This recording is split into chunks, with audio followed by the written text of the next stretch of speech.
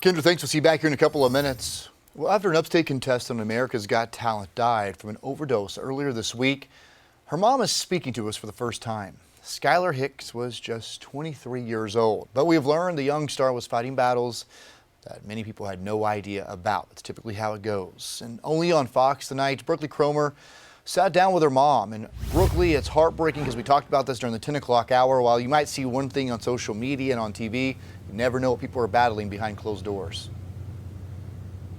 That's right, Cody, and this is a heartbreaking loss for Skyler's family. Tonight, her mom opened up about her struggles with mental illness, her battles with addiction, and how songwriting helped her cope.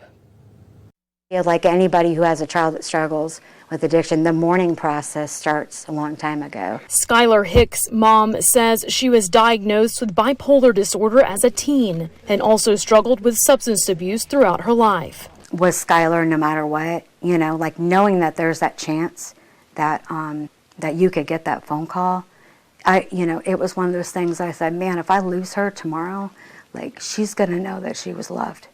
Like she's going to know that. Back in 2013, Skiler told audiences she started singing to help cope with her father's death, who passed away a few years before her time on America's Got Talent.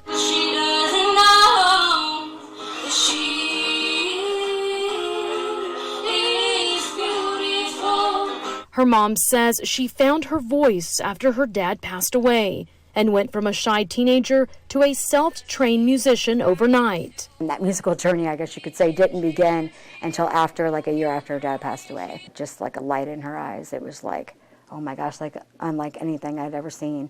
And it was just like it happened in one evening. It was one, picking up this guitar that was kind of just something that was a shiny new toy, forgot about, and picking up this guitar, and just she came alive, just this fire in her eyes.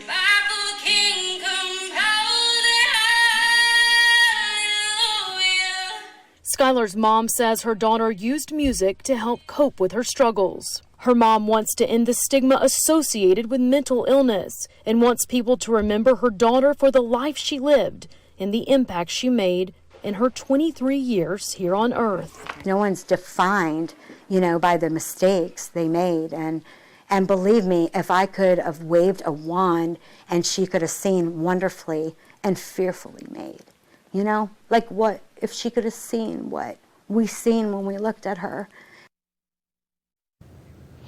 And if you or a loved one is struggling with mental illness or addiction, you can call the number you see here on your screen for the National Substance Abuse and Mental Health Services Helpline. And Skyler's mom tells me she plans to start a foundation in her daughter's honor to help other people struggling with mental illness and battling substance abuse.